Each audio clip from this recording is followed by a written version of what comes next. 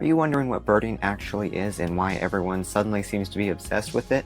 Or maybe you heard the term birder, or you keep seeing people at your park with binoculars and thought, what are they doing? In this video, I'm going to explain exactly what birding is, how it's different from bird watching, and why it's one of the fastest growing hobbies in the world.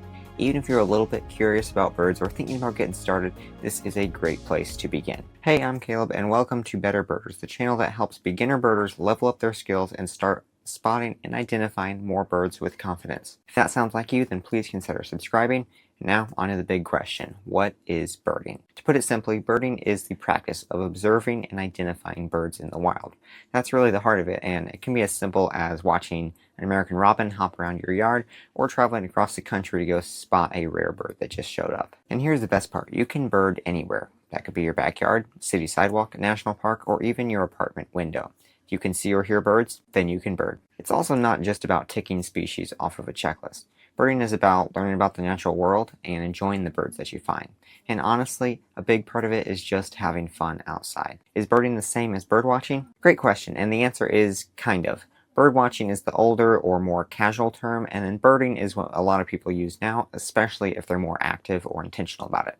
Think about it like this. Bird watching would be like stopping to admire a bird that you happen to see while you're gardening, and then birding would be going out with the specific goal of seeing birds or driving to a specific hotspot. Don't overthink it, but if you're driving to a garbage dump to look for rare gulls, just know that you are definitely a birder. Why is birding so popular? Birding is exploding in popularity, especially with younger people. Here's why. It's really accessible because you don't need a membership, a big budget, or a perfect hiking trail. All you need is your eyes, ears, and a little bit of curiosity. Nice pair of binoculars helps a lot, and I recommend the Celestron Trail Seeker ED 8x42s. I'll put a link in the video description below for you to go check out. They're typically around $350, but prices change pretty often, so definitely go check out the link in the video description to get an updated price on them. I highly recommend them, and an 8x42 is definitely the best magnification for beginners to start with. Another reason birding is so popular is because birds are like literally everywhere. They can be found in cities, suburbs, rural areas, and even airports. You can bird during lunch breaks, morning walks, or from your kitchen window. In fact, it'd be pretty hard to find a place where birds are not. Another reason is it's relaxing and exciting.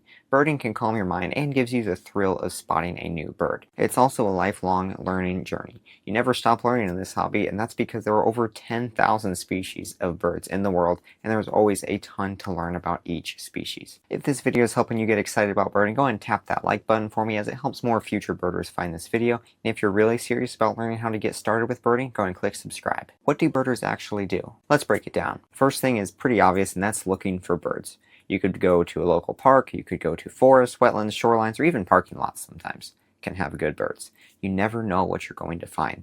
Some places are more likely to have birds than others, and birders typically call these hotspots. Next, once you find a bird, you're going to identify it. And you can use visual clues to identify it, such as color, shape, size, and behavior. You can also identify birds by their sound. I'll link my guide to bird sound in the video description below, or on this card up here for you to check out. You can also use some tools like Merlin Bird ID to help you identify birds, and to keep track of the birds you see, you can use websites such as eBird to log your sightings. Which brings me to my next thing. Birders keep lists.